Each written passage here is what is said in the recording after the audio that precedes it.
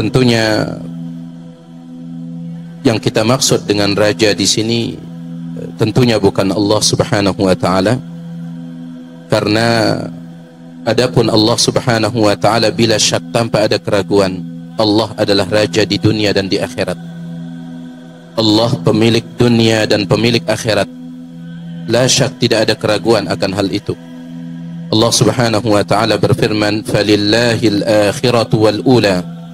Maka milik Allah lah al-akhirah, kehidupan akhirat, wal ula, dan kehidupan dunia. Di dalam ayat yang lain Allah Subhanahu wa taala juga menyebutkan, "Wa inna lana lal akhirata wal ula." Dan sesungguhnya milik kami kehidupan akhirat dan juga kehidupan dunia. Jadi sekali lagi, kita tidak memaksudkan dengan tema kita pada kesempatan pagi menjelang siang ini, yaitu Allah Subhanahu wa taala, karena tidak ada keraguan tentang Allah Subhanahu wa taala adalah raja di dunia dan di akhirat. Tapi yang kita maksudkan di sini adalah raja dunia dari kalangan manusia. Siapa mereka? Siapa dia? Maka jawabannya ada di dalam bait syairnya Al-Imam Syafi'i rahimahullahu taala. Beliau mengatakan, "Idza ma kunta dha qalbin qanu'in fa anta wa malikud dunya sawa'u." Idza ma kunta dha qalbin qanu'in, apabila engkau memiliki hati yang qanaah, apabila engkau memiliki hati yang qanaah, fa anta wa malikud dunya sawa'u, maka engkau dan raja dunia sama saja. Apabila engkau memiliki hati yang qanaah, maka engkau dan raja dunia setara, bahkan lebih hebat daripada raja dunia. Maka yang kita maksud dengan raja dunia yang sesungguhnya adalah orang yang memiliki sifat qanaah. Namun pertanyaannya, apa yang dimaksud dengan sifat qanaah? Sebagian ulama seperti Al-Imam Abul Fadl Al-Busti rahimahullah, di dalam kitab beliau Masyariqul Anwar ala Sihahil Athar, beliau mengatakan al-qanaah ar-ridha bima a'tallah. Yang dimaksud dengan qanaah adalah merasa ridha, menerima setiap apa yang Allah berikan. Itu qanaah. Ar-ridha bima a'tallah, merasa ridha dengan pemberian Allah. Sedangkan sebagian ulama menjelaskan makna qanaah seperti Al-Imam Jalaluddin As-Suyuti rahimahullah di dalam kitab beliau Mu'jam Maqalidil Ulum fil Hudud wal Rusum, beliau mengatakan al-qanaah tarkut tashawwufi ila al-mafqud, tidak mencari-cari apa yang tidak ada, wal istighna'u bil mawjud, dan mencukupkan diri dengan apa yang ada. Itu qanaah menurut Al-Imam Jalaluddin As-Suyuti. Tarkut tashawwuf ila al-mafqud, tidak mencari-cari yang tidak ada, tidak resah, tidak galau terhadap apa yang tidak ada, wal istighna' bil mawjud, dan mencukupkan diri dengan apa yang ada. Para jamaah sekalian yang saya hormati, ketika sifat ini ada pada diri seseorang, sekali lagi maka dialah raja dunia yang sesungguhnya. Kenapa? Karena ketika sifat ini ada pada diri seseorang, maka dia adalah manusia yang paling kaya. Dia adalah manusia yang paling kaya.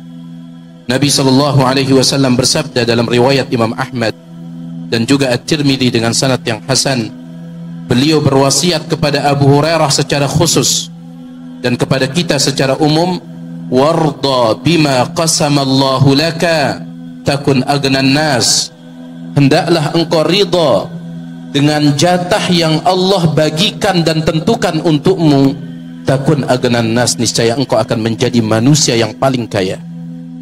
Perhatikan hadis ini, hendaklah engkau ridha dengan jatah yang telah Allah tetapkan bagimu, takun agnan nas, niscaya engkau akan menjadi orang yang paling kaya. Nabi SAW juga bersabda di dalam hadis yang lain yang maknanya mirip dengan hadis tadi.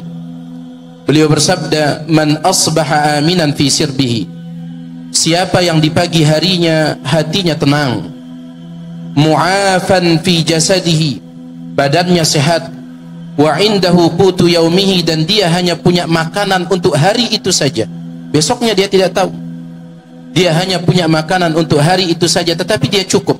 faka'annama hizat lahu dunya bihadzafiriha, maka seolah-olah dia telah diberikan dunia dan seisinya, paling kaya. Nah, karena dia paling kaya, menurut pandangan agama dia paling kaya, maka tidak akan ada orang yang bisa mengatur hidupnya, tidak akan ada orang yang bisa menguasai hidupnya.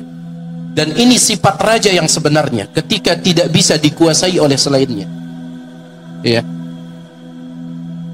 Sifat raja yang sebenarnya adalah ketika seseorang itu tidak bisa dikuasai oleh yang selainnya. Al-Imam Abu Bakar Ad-Dinawari, sebagian menyebutnya Ad-Dainuri, di dalam kitab beliau Al-Mujalasah wa Jawahirul Ilm, beliau menukilkan dari Sufyan bin Uyainah rahimahullahu ta'ala, suatu ketika Khalifah Hisham bin Abdul Malik, Khalifah Hisham bin Abdul Malik, dia masuk ke dalam Masjidil Haram. Ternyata di dalam Masjidil Haram ada seorang ulama tabi'in yang bernama Salim, anaknya sahabat yang mulia Abdullah bin Umar ibn al-Khattab.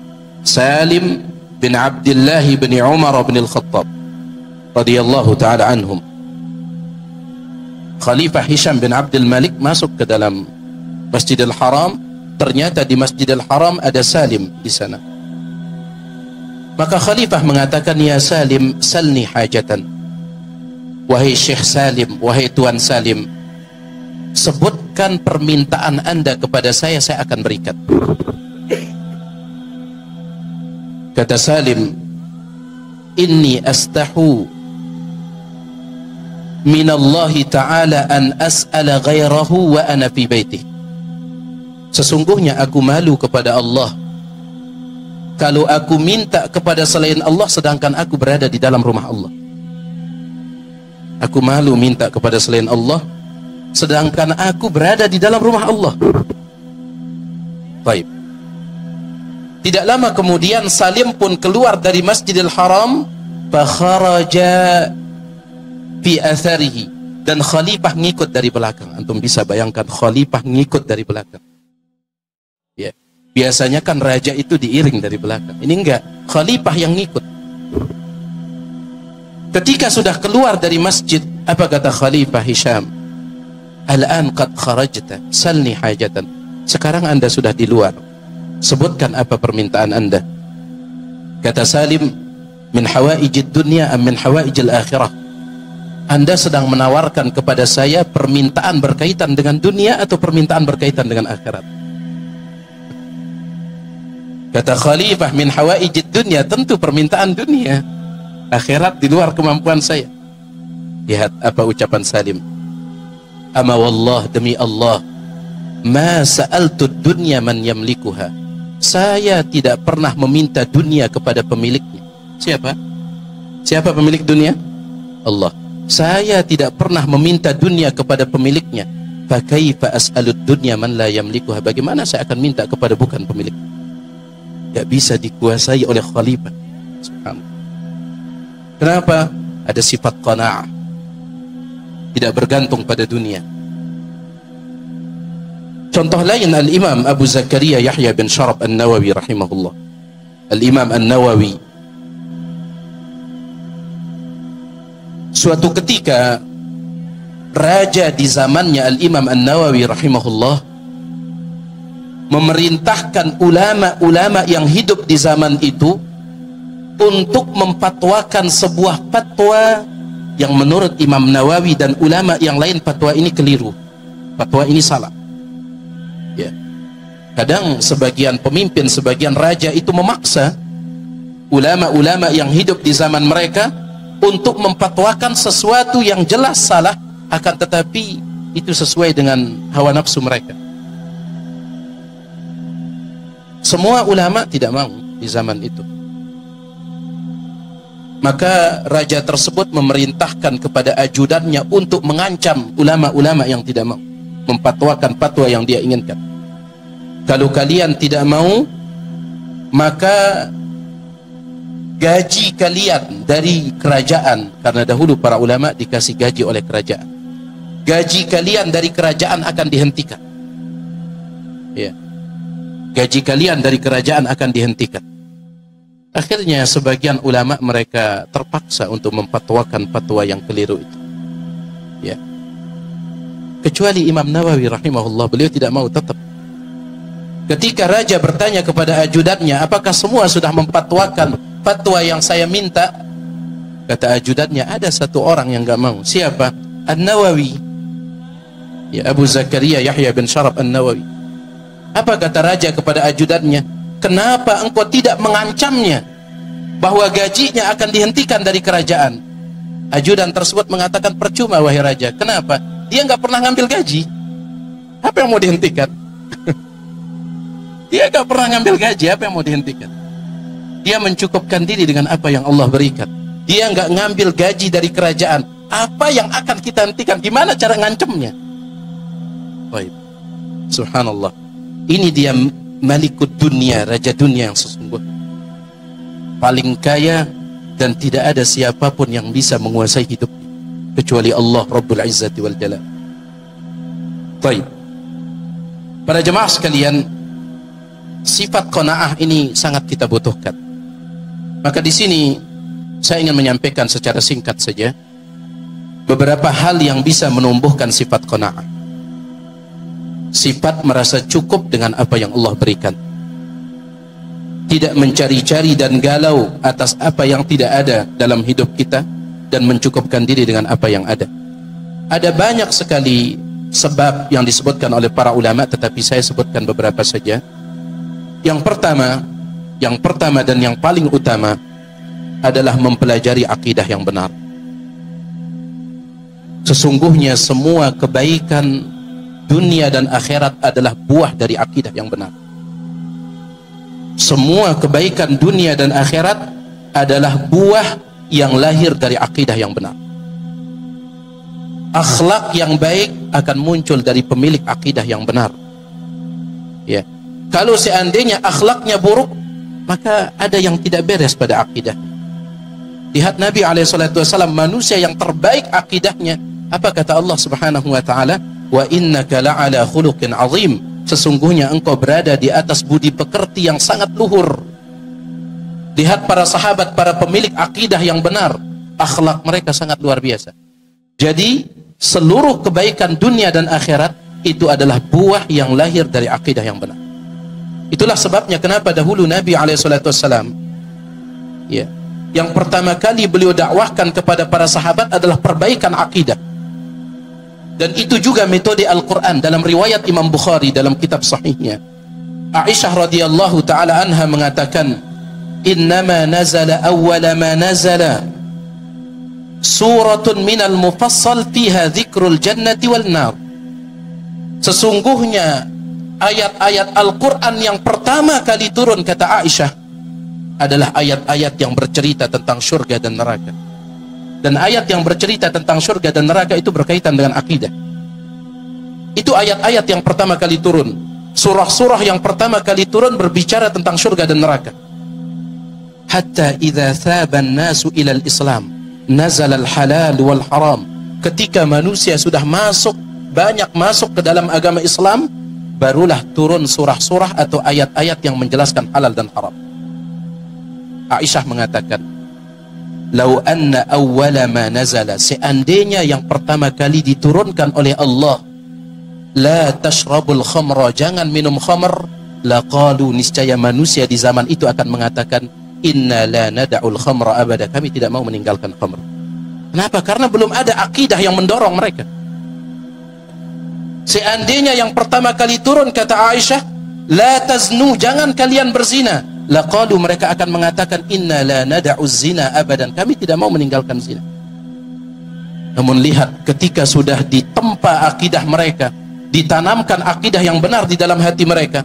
Dalam hadis riwayat Bukhari Muslim, ketika Abu Talhah sedang kumpul-kumpul di rumahnya bersama teman-temannya, kemudian Anas bin Malik radhiyallahu ta'ala an menghidangkan khamr, dituangkan di gelas-gelas mereka siap untuk diminum. Tetapi sebelum mereka mengangkat gelas yang berisi khamar itu, dari luar rumah terdengar teriakan. Kata Abu Talha kepada Anas, coba keluar, lihat ada apa di luar sana. Anas bin Malik keluar, tidak lama setelah itu dia masuk lagi. Dia katakan, sesungguhnya Allah dan Rasulnya telah mengharamkan khamar. Abu Talha dan teman-temannya, khamar sudah siap di gelas, dia tidak mengatakan ini mubazir ini kalau dibuang, enggak. Ya, habisin saja yang segelas ini, nanti setelah ini enggak lagi, enggak. Langsung dia katakan kepada Anas, wahai Anas, tumpahkan semuanya dan hancurkan gentong-gentong yang berisi khamar. Langsung, kenapa? Akidah yang benar sudah terpatri dalam hati. Jadi semua kebaikan dunia dan akhirat itu buah dari akidah yang benar. Pelajari akidah yang benar, terutama yang berkaitan dengan iman terhadap takdir. Ya, di antara tuntutan iman terhadap takdir, meyakini bahwasanya rizki maksumatun, sudah dibagi, dijatahkan, ditentukan oleh Allah Subhanahu wa taala. Sebagaimana firman Allah Subhanahu wa taala, nahnu qasamna bainahum ma'isyatahum bil hayatid dunya. Kami telah membagi-bagikan di antara mereka jatah rizki mereka di kehidupan dunia. Orang yang betul-betul meyakini akan hal itu setelah mempelajari akidah yang benar, maka dia tidak akan galau. Seandainya jatahnya sedikit, dia tidak galau. Karena bagaimanapun dia berambisi, kalau Allah sudah menjatahkan seperti itu, gak akan bisa lebih. Dalam sebuah riwayat yang dikeluarkan oleh At-Tabarani dan yang lainnya, Nabi SAW bersabda, inna rizqallahi la yasukuhu hirsu haris. Sesungguhnya jatah rizki yang telah Allah tentukan tidak bisa ditambah oleh ambisi orang yang berambisi. Wala yarudduhu karahiyatu karihin, dan tidak akan bisa dihalangi oleh kebencian orang yang benci. Ya. Tapi ini hanya bisa diyakini oleh orang-orang yang akidahnya benar, terutama terkait dengan iman terhadap takdir. Ini dia langkah yang pertama para jamaah sekalian yang saya hormati. Langkah yang kedua, at-ta'ammul fi haqiqatid dunya, merenungkan kembali hakikat kehidupan dunia. Kita hidup di kehidupan dunia, kita renungkan hakikat kehidupan ini. Subhanallah, ternyata kehidupan dunia ini kehidupan yang jauh dari kata sempurna. Dia adalah kehidupan yang sedikit. Ya. Bagaimanapun banyak harta yang dimiliki oleh seorang, tetap itu sedikit jika dibandingkan dengan kehidupan akhirat. Allah sebutkan dalam Al-Quran, qul mata'ud dunya qalil, katakanlah wahai Rasul kepada umatmu, mata'ud dunya qalil, kemewahan dunia itu sedikit, wal akhiratu khairul liman ittaqa, dan akhirat itu yang lebih baik bagi orang yang bertakwa. Dalam ayat yang lain Allah berfirman, fama mata'ul hayatid dunya fil akhirati illa qalil, kemewahan dunia jika dibandingkan dengan akhirat tidak lain kecuali kemewahan yang sedikit. Mungkin antum pernah mendengar seorang khalifah, ya, ma'ruf khalifah ini Harun ar-Rashid. Ya, Harun ar-Rashid, Harun bin Muhammad bin Abi Ja'far, Harun bin Muhammad bin Ja'far ar-Rashid rahimahullahu ta'ala. Dia adalah khalifah yang kelima dari generasi Bani Abbasiyah. Dan sepertinya dia adalah khalifah yang paling sukses, paling luas cakupan kekuasaannya. Sampai dikatakan kekuasaannya itu thuluthud dunia, sepertiga dunia. Kekuasaannya, daerah kekuasaannya sepertiga dunia. Ya. Sepertiga dunia. 50 dari negara mana ke negara mana? Kekuasaannya sepertiga dunia. Saking luasnya kekuasaan dia, sampai pernah dia, ketika dia melihat mendung, biasanya mendung akan turun hujan, dia mengatakan, ya ayyatuhal ghamamah amtiri haitsu syi'ti fa inna kharajaki a'idun ilayya. Wahai mendung, turunkan saja hujan dimanapun engkau mau, tetap hasil bumi gara-gara hujan yang turun darimu akan tetap kembali kepadaku. Ya. Karena raja dahulu, khalifah dahulu, orang-orang yang hidup di wilayah kekuasaannya, maka mereka harus menyerahkan sebagian hasil kekuasaan mereka untuk diletakkan di Baitul Mal.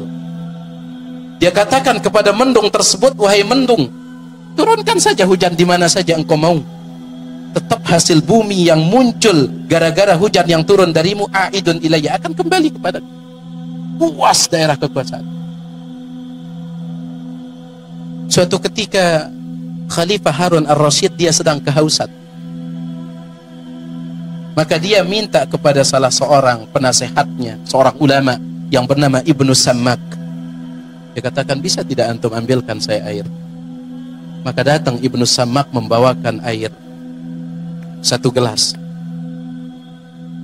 Ya. Ketika dipegang oleh Harun ar-Rasyid, kata Ibnu Sammak, ala rislik, tunggu dulu wahai Khalifah, jangan minum dulu. Saya mau nanya, seandainya antum memiliki penyakit, gara-gara penyakit tersebut antum tidak bisa minum air yang ada di gelas itu, padahal antum sedang kehausan, bagaimana cara antum untuk mengobati diri dari penyakit tersebut? Kata dia, saya akan lepaskan setengah dari kerajaan saya untuk berobat, yang penting saya sembuh dari penyakit itu. Akhirnya Khalifah Harun ar-Rasyid minum. Kata Ibnu Sammak, alhamdulillah sekarang anda sudah minum. Bagaimana kalau setelah ini Allah berikan anda penyakit, gara-gara itu anda tidak bisa mengeluarkan apa yang anda minum itu, lewat air kencing gak bisa anda keluarkan, tertahan, gimana cara antum? Kata dia, saya akan keluarkan setengah sisa dari kerajaan saya itu untuk berobat supaya saya bisa mengeluarkan kotoran dari tubuh saya. Kata Ibnu Sammak, wahai Khalifah, la khaira fi mulkin, tidak ada kebaikan pada kekuasaan yang harganya hanya seperti air 1 gelas dan kotoran yang anda keluarkan. Tidak ada harga. Subhanallah. Kekuasaan dia sepertiga dunia, tetapi nilainya, kata Ibnu Sammak, hanya seperti air 1 gelas atau makanan yang dia masukkan kemudian keluar berbentuk kotoran dari tubuh. Ini dunia qalil, sedikit. Ya. Sudah sedikit dunia ini hakir, hina. Dunia ini hakirah, hina. Dalam hadis yang diriwayatkan oleh Imam Bukhari dan Muslim, atau dikeluarkan oleh Muslim dalam sahihnya, Nabi SAW pernah jalan-jalan bersama para sahabat di pasar Madinah. Tiba-tiba beliau menemukan seekor bangkai anak kambing yang cacat, yaitu telinganya agak kecil. Ya. Maka Nabi SAW duduk kemudian memegang telinga yang cacat dari anak kambing yang sudah mati itu, sambil beliau mengatakan, ayyukum yuhibbu anna hadha lahu bidirham, wahai para sahabatku, siapa di antara kalian yang mau membeli anak kambing ini dengan harga 1 dirham, murah? Kata para sahabat, ma nuhibbu annahu lana bi syai' wa ma nasna'u bihi, untuk apa wahai Rasul? Ya. Kata Nabi SAW, atuhibbuna annahu lakum, kalau begitu gratis, siapa yang mau ambil, saya kasih gratis. Kata mereka, wallahi, demi Allah, lau kana hayyan kana aiban fihi, seandainya pun dia masih hidup, ini anak kambingnya cacat. Li'annahu asak fa kaifa wa huwa mayyit, apalagi sekarang dia sudah mati. Sangat hina di pandangan para sahabat. Maka Nabi SAW mengatakan, fa wallah, demi Allah, la dunya ahwanu 'ala Allah min hadza 'alaikum, sesungguhnya dunia lebih hina di sisi Allah daripada bangkai kambing yang cacat ini di mata kalian. Sudah sedikit hina, ditambah lagi akan sirna. Sedikit hina dan akan sirna. Ya. Nabi SAW, beliau ingin mengajarkan kepada istri beliau sifat qanaah. Istri Nabi berapa? Hah? Berapa? Nah, beliau punya 11 istri, tetapi 2 orang meninggal dunia di saat beliau masih hidup. Ya, dan 9 yang masih hidup ketika beliau sudah meninggal dunia. Baik. Ada salah seorang jamaah mengatakan, Ustadz, kita dianjurkan untuk mutaba'ah dalam segala hal, kenapa nggak boleh lebih dari 4? Ya ilah. Ini kekhususan Nabi SAW. Ya, kekhususan Nabi boleh nikah lebih dari 4. Baik. Nabi SAW pernah istri-istri beliau sepakat untuk meminta tambahan nafkah dari Nabi SAW. Istri-istri beliau ini sudah mulai ya, dengan segala kemuliaan mereka sudah mulai merasa tidak cukup dengan nafkah yang diberikan oleh Nabi SAW. Maka Nabi SAW ingin mengajarkan kepada mereka supaya tetap bersikap qanaah, bersifat qanaah. Akhirnya Nabi SAW tidak menegur sapa mereka selama 1 bulan. Ya, diperhatikan ibu-ibu, perjuangan para ummahatul mukminin dahulu. Minta tambahan nafkah tidak ditegur 1 bulan. Baik. Tidak ditegur 1 bulan oleh Nabi SAW. Sekarang istri minta tambahan nafkah tidak dikasih, dia yang tidak negur. Suaminya yang tidak ditegur 1 bulan. Ini Nabi yang tidak negur mereka 1 bulan. Sampai Nabi SAW tidur di kandang onta, ya, beralaskan tikar yang kasar, fa'asthara fi jildihi, saking kasarnya tikar tersebut sehingga membekas di punggung Nabi SAW. Suatu ketika dilihat oleh Abdullah bin Mas'ud, ya, Nabi SAW baru bangun dari tidur beliau dan membekas di punggung beliau. Abdullah bin Mas'ud mendekat sambil mengusap punggung mulia Nabi SAW sambil mengatakan, ya Rasulullah, kenapa engkau tidak memberitahukan kepada kami? Kami akan hamparkan permadani untuk anda. Nabi SAW mengatakan, ma ana wad dunya, apa hubungan saya dengan dunia? Ma ana wad dunya illa karakibin istadhalla tahta syajaratin thumma raha wa tarakaha. Saya di dalam kehidupan dunia ini hanyalah seperti seorang pengendara, perantau, pengembara yang numpang berhenti di bawah sebuah pohon untuk berteduh sejenak, kemudian nanti dia akan melanjutkan perjalanan. Pohon itu adalah dunia, ya, yang akan kita tinggalkan. Dunia akan pergi dan kita juga akan pergi meninggalkan. Jadi renungkan hakikat kehidupan dunia. Ini dia cara yang kedua untuk menumbuhkan sifat qanaah, at-ta'ammul fi haqiqatid dunia. Berikutnya para jamaah sekalian, an-nazaru ila man huwa asfala minhu fir rizqi. Dalam urusan rizki, urusan dunia, lihat orang yang levelnya di bawah kita. Ya. Jangan selalu mendongakkan kepala melihat orang yang ada di atas kita. Lihat orang yang ada di bawah kita. Dan subhanallah jamaah sekalian, capek kalau terus mendongak gini. Lebih enak lihat ke bawah. Ya. Lebih enak melihat ke bawah. Nabi SAW menyuruh untuk melakukan yang lebih mudah. Ya. Beliau mengatakan dalam hadis riwayat Imam Muslim, unzuru ila man asfala minkum, lihat orang yang ada di bawah kalian urusan dunia. Wala tanzuru ila man huwa fawqakum, jangan lihat orang yang ada di atas kalian dalam urusan dunia. Fa innahu ajdaru alla tazdaru ni'matallahi alaikum, supaya kalian tidak meremehkan nikmat yang Allah berikan kepada kalian. Lihat orang yang ada di bawah. Antum punya mobil 1, ya. Lihat orang yang tidak punya mobil. Antum tidak punya mobil tapi punya motor, lihat orang yang hanya punya sepeda. Antum tidak punya mobil, motor, hanya sepeda, lihat orang yang hanya jalan kaki. Antum hanya bisa jalan kaki, lihat orang yang tidak punya kaki. Supaya kita tidak meremehkan nikmat Allah Subhanahu wa ta'ala. Tapi kalau seandainya yang kita lihat punya motor, mobil tetangga yang diintip, susah. Susah. Ini kalau urusan apa? Dunia. Gimana kalau punya istri 1 ngelihat yang punya istri 2? Boleh tidak? Baik. Jadi urusan dunia, lihat yang ada di bawah, supaya kita tidak meremehkan nikmat Allah. Dikatakan oleh Al-Imam Aun bin Abdullah, dinukilkan oleh Abu Nuaim dalam kitabnya Al-Hilyah. Aun bin Abdullah mengatakan, sahibtul aghniya falam yakun ahadun atwala ghamman minni. Ketika aku berteman dengan orang-orang kaya, maka tidak ada orang yang paling galau hidupnya daripada aku. Fa idza ra'aitu rajulan ahsana thiyaban minni wa atyaba rihan minni ghammani dzalik. Setiap kali saya melihat ada orang pakaiannya lebih bagus dari saya, aroma parfumnya lebih harum daripada saya, ghammani dzalik, saya galau gara-gara itu. Galau. Ada orang pakaiannya lebih bagus, sedih. Ada orang aroma parfumnya lebih wangi, galau. Fasahibtul fuqara, maka saya pun mencoba bergaul dengan orang-orang miskin. Fastarahtu, hati saya pun tenang. Jadi lihat orang yang ada di bawah kita, jemaah sekalian. Mohon maaf, sulit kita akan merasa qanaah ketika circle atau lingkaran pergaulan kita orang-orang yang tinggi dalam segi ekonominya, ya. Ibu-ibu misalkan circle ininya ibu-ibu sosialita katanya.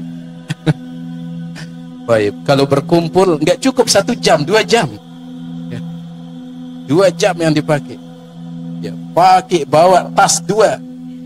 Susah untuk kita bersyukur yang seperti itu. Susah bagi kita untuk menumbuhkan sifat qanaah. Jadi lihat orang yang ada di bawah. Sudah kita ceritakan kemarin, ya, tentang seorang ulama yang dia merasa sedih karena di hari lebaran, hari Id, dia hanya bisa memakan kacang turmus. Di hari lebaran dia hanya bisa memakan kacang turmus. Dia hanya bisa memakan kacang turmus. Dia kelupas kulitnya, kemudian dia makan isinya. Sangat sedih sekali. Tetapi ketika dia melihat tempat dia membuang kulit kacang tersebut, tiba-tiba dia melihat ada orang yang memungut kulit kacang itu dan dia memakan. Subhanallah, ada orang yang ada hidupnya di bawah kita, ada. Baik, ini dia yang ketiga. Kemudian yang keempat, tadzakurul maut, sering ingat kematian, ya, sering mengingat kematian. Nabi SAW bersabda, "Aktsiru dzikra hadzimil ladzat." Perbanyak oleh kalian mengingat pemutus segala kelezatan. Dalam riwayat yang lain, "Aktsiru dzikra hadimil ladzat," menggunakan huruf dal. Perbanyak oleh kalian mengingat sesuatu yang menghancurkan segala kelezatan. Al-Imam Ali Ad-Daqqaq rahimahullahu ta'ala, beliau mengatakan, siapa yang sering mengingat kematian, Allah muliakan dia dengan 3 perkara. Yang pertama, ta'jilut taubah, dia akan segera bertaubat. Kalau kita sering mengingat kematian, kita tidak akan menunda-nunda taubat.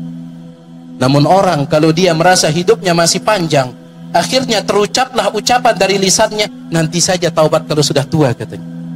Padahal nggak ada jaminan untuk sampai di usia itu. Ya, Ibnul Jauzi dalam kitabnya Saidul Khatir, beliau mengatakan, sepanjang hidupku aku melihat lebih banyak para pemuda meninggal dunia daripada orang tua. Kata Imam Ibnul Jauzi dalam kitab Saidul Khatir, aku lebih banyak melihat para pemuda meninggal dunia daripada orang tua. Dari mana beliau tahu? Beliau mengatakan, karena jumlah orang tua lebih sedikit daripada para pemuda. Kenapa? Karena yang muda nggak sampai tua, sehingga jumlah yang tua sedikit. Ya. Jadi orang yang sering mengingat kematian, dia tidak akan menunda-nunda taubat. Itu yang pertama. Yang kedua, wa qana'atil qalbi. Orang yang sering mengingat kematian, maka Allah letakkan qanaah di dalam hatinya.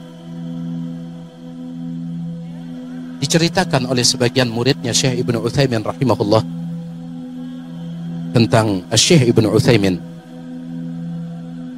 Suatu ketika Waliul Ahad, putra mahkota dari kerajaan Arab Saudi di zaman itu, putra mahkota datang ke rumahnya Syekh Ibnu Utsaimin rahimahullah, ya, datang ke majelis beliau. Kemudian mereka melihat selama ini rumahnya Syekh Ibnu Utsaimin bagi mereka tidak layak untuk dihuni oleh seseorang yang alim sekelas beliau. Harusnya orang alim sekelas beliau itu tinggalnya di rumah yang megah, istana yang luar biasa. Akhirnya Waliul Ahad, putra mahkota, menawarkan kepada Syekh, apakah anda mau kami bangunkan untuk anda sebuah rumah? Ditawarkan di hadapan murid-murid beliau. Kata Syekh rahimahullahu ta'ala ketika ditawarkan, enggak perlu, saya sudah punya rumah di sana, kata beliau sambil menunjuk suatu arah. Murid-murid beliau keheranan, sejak kapan Syekh punya rumah di sana? Ya, sejak kapan? Ketika Waliul Ahad sudah pulang, putra mahkota sudah pulang, mereka berkata, Syekh, kapan antum bangun rumah di sana? Kata Syekh, bukankah di sana itu kuburan? Di sana kan setiap kita punya rumah di sana. Subhanallah. Saya menunjuk arah kuburan itu, kata beliau, di sana semua kita punya rumah. Lihat, orang yang sering mengingat kematian, Allah letakkan qanaah di dalam hatinya.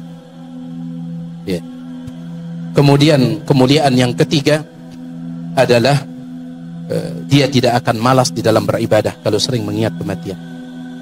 Maka fa'aktsiru ayyuhal ikhwah, perbanyaklah oleh anda wahai saudara-saudara sekalian, min dzikri hadhimil ladzat, mengingat kematian. Al-Imam Al-Qurtubi rahimahullah, beliau mengatakan dalam kitabnya At-Tadhkirah, kematian adalah musibah yang besar, tetapi ada musibah yang lebih besar daripada kematian, yaitu lupa dari mengingat kematian. Ya. Kematian adalah al-musibatul uzma, kata beliau, musibah yang besar, tapi ada yang lebih besar daripada itu, lupa tidak pernah ingat akan kematian. Karena sesungguhnya segala keburukan adalah ketika kita melupakan kematian. Manusia ini akan berbuat seenaknya ketika dia merasa hidup selama-lama. Baik, perbanyak mengingat kematian. Selanjutnya para jemaah sekalian, yang kelima, cari teman atau pasangan hidup yang memiliki sifat qanaah. Ya. Cari teman atau pasangan hidup yang memiliki sifat qanaah. Ini berbeda dengan poin yang sebelumnya. Kalau yang sebelumnya adalah lihat orang yang di bawah kita, meskipun tidak berteman, lihat. Adapun poin ini bergaul, sering-sering bergaul dengan orang yang punya sifat qanaah. Karena perhatikan, ya, seseorang yang punya sifat yang baik, maka dia ingin melihat temannya juga punya sifat yang baik itu. Sebagaimana orang yang punya sifat yang buruk, dia ingin temannya punya sifat yang buruk seperti dia.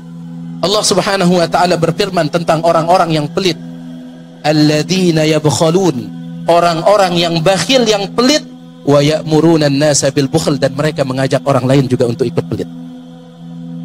Jadi orang kalau punya suatu sifat, dia tidak akan puas sampai orang lain punya sifat seperti dia. Ya, entah itu sifat yang baik ataupun sifat yang buruk. Maka kalau antum ingin memiliki sifat qanaah, berteman dengan orang yang punya sifat qanaah, nanti dia akan menjadi sebab antum sampai kepada sifat itu. Ya. Begitu pula cari pasangan hidup yang memiliki sifat qanaah. Al-Hasan Al-Basri rahimahullah disebutkan oleh Al-Imam Abu Bakar Ad-Dinawari dalam kitabnya Al-Mujalasah wa Jawahirul Ilm. Al-Imam Al-Hasan Al-Basri rahimahullah mengatakan, pernah suatu ketika di kota Mekah, saya mendekati Bazzaz. Bazzaz itu penjual pakaian. Saya dekati dia untuk membeli sebuah baju.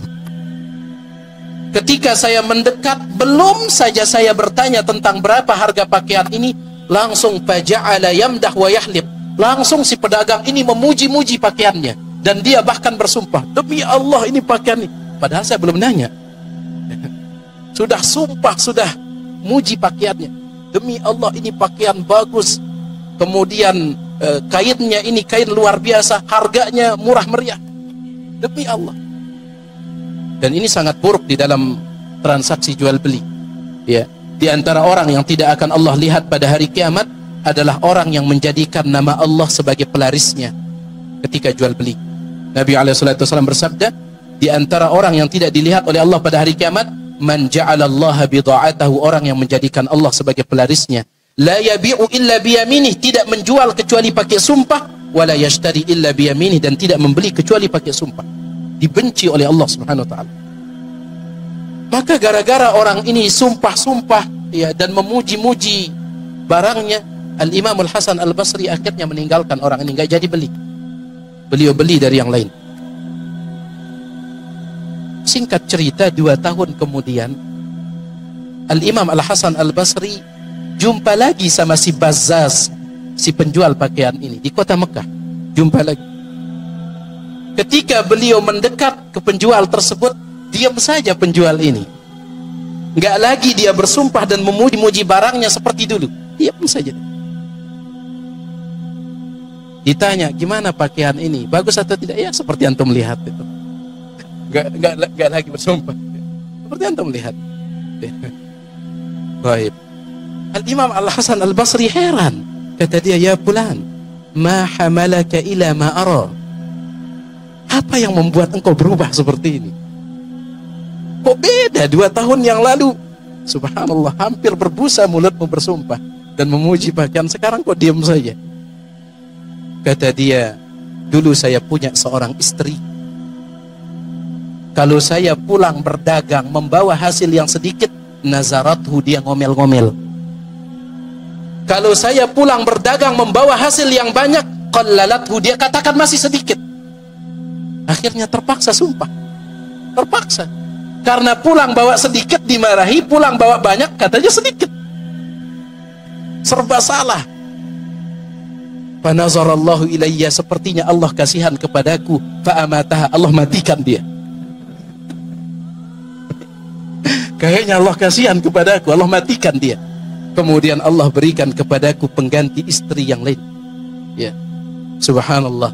Ketika saya membawa sedikit, kastarathu, dia katakan sangat banyak sekali.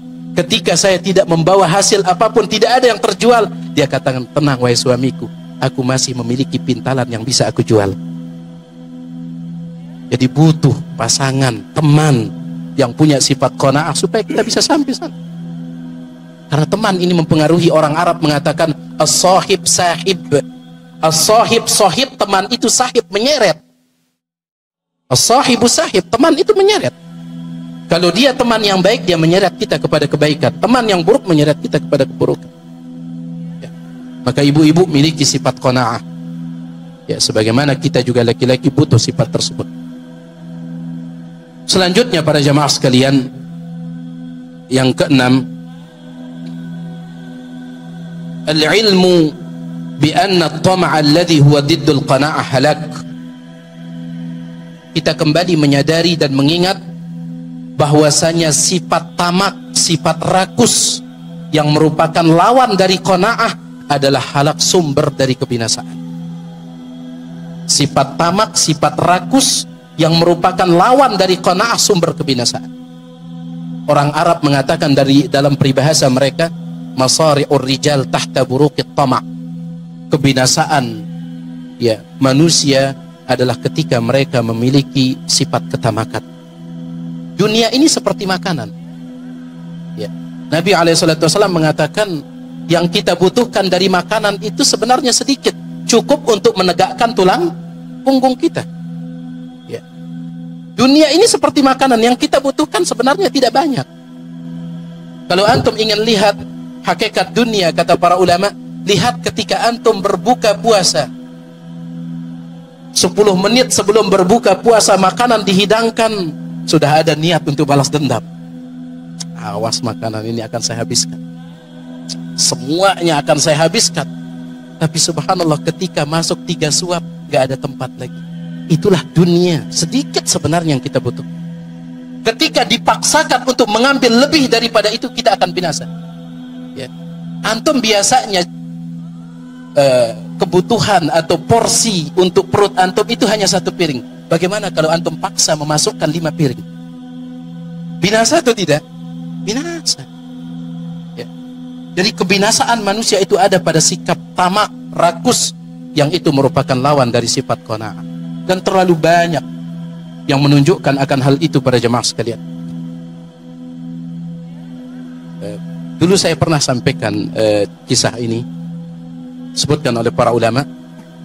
Ada seorang menteri, seorang raja, ya, ada seorang menteri dari seorang raja, di mana menteri seorang raja ini dia sangat tamak orangnya, sangat rakus. Ya. Dia tidak ingin ada orang lain yang istimewa di sisi raja selain daripada dia. Dia nggak ingin.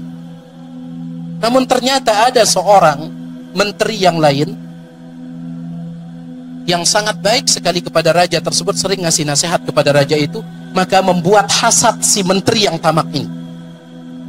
Akhirnya dia pun menyusun, membuat sebuah rencana jahat si menteri yang tamak. Dia bisikkan di telinga raja, wahai raja, menteri yang sering memberikan Anda nasihat itu sebenarnya dia cari muka saja. Justru di luar sana dia menyebarkan gosip bahwasanya Anda memiliki bau mulut yang sangat-sangat luar biasa. Dia menyebarkan gosip Anda punya bau mulut yang sangat tidak sedap. Kata raja, masa iya? Dia baik orangnya, setiap kali masuk dia selalu ngasih nasihat. Iya, dia cari muka. Kalau antum ingin bukti wahai raja, besok panggil dia untuk menemui Anda, ya. Panggil dia untuk menemui Anda, kemudian suruh dia mendekat ke hadapan Anda, dia pasti akan menutup mulutnya. Pasti dia tutup hidungnya sekaligus mulutnya. Kata raja, baiklah. Si menteri yang tamak ini sekaligus yang hasad ini, maka dia pun mengundang menteri yang baik itu ke rumahnya. Sebelum dipanggil oleh raja, diundang dulu. Ya. Kemudian dikasih makan yang lauknya itu bawang merah yang mentah, bawang putih yang mentah. Itu bau.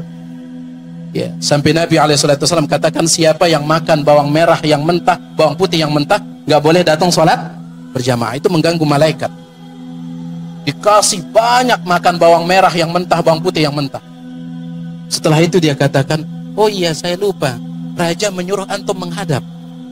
Ya, sudah bau mulutnya menteri yang baik ini. Akhirnya pergi dia ke istana. Dia katakan, raja, apakah betul antum memanggil saya? Iya. Kemudian dia pun berdiri di hadapan raja, tetapi masih jauh jaraknya. Kata raja, mendekat. Dia mendekat, mendekat lagi. Dia mendekat sampai jaraknya dengan raja sangat dekat. Langsung dia letakkan.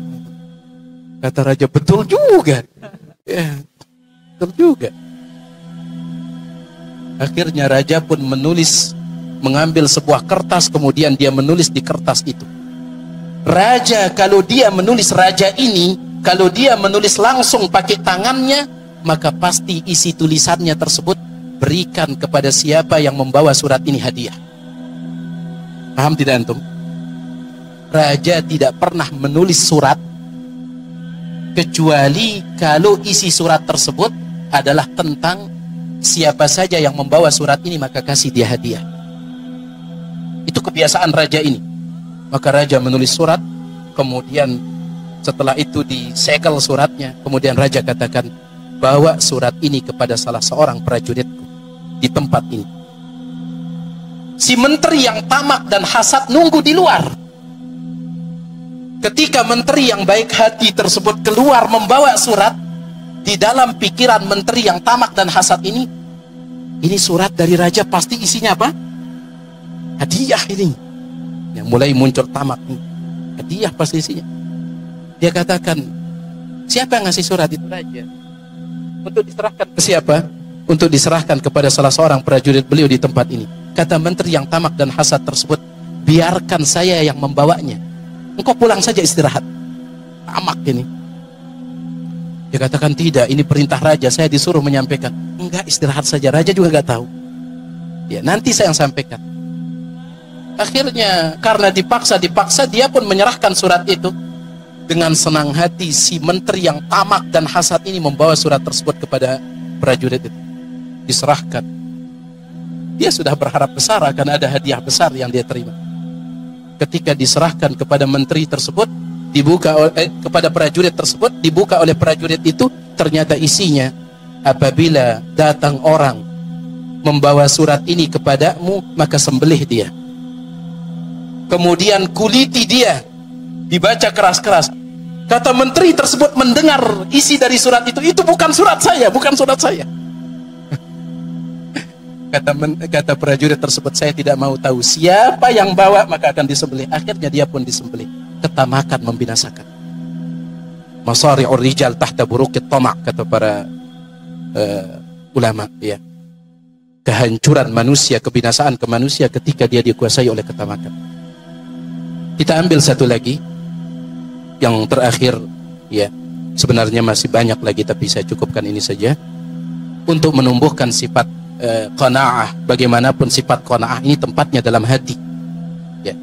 Maka berdoa kepada Allah Subhanahu wa taala, Tuhan yang di dalam genggaman tangannya seluruh hati manusia, yang di antara dua jari dari jemarinya berada seluruh hati manusia di sana. Ya. Dan Nabi SAW mengajarkan kita sebuah doa khusus berkaitan dengan qanaah, diriwayatkan oleh Ibnu Khuzaimah dan juga dikeluarkan oleh Al-Hakim dalam Mustadrak, dihasankan oleh Ibnu Hajar Al-Asqalani dalam kitabnya Al-Futuhat Ar-Rabbaniyah. Nabi SAW berdoa kepada Allah, Allahumma qanni'ni bima razaqtani, Allahumma qanni'ni Ya Allah, jadikanlah aku qanaah bima razaqtani, di dalam rizki yang engkau berikan kepadaku, terhadap rizki yang engkau berikan kepadaku. Allahumma qanni'ni bima razaqtani. Ya Allah, jadikanlah aku qanaah terhadap rizki yang engkau berikan kepadaku. Wa barik li fih, dan berikan aku keberkahan di dalam rizki. Ya. Silahkan doa ini dicari, dihafalkan, karena doa ini kandungannya sangat luar biasa. Kita minta kepada Allah supaya diberikan sifat qanaah dan dijauhkan dari sifat ketamakan. Wallahu ta'ala a'la wa a'lam. Ini dia secara singkat apa yang bisa kita sampaikan tentang raja dunia yang sesungguhnya, yaitu mereka yang memiliki sifat qanaah. Semoga Allah memberikan kita sifat yang seperti ini. Amin ya rabbal alamin.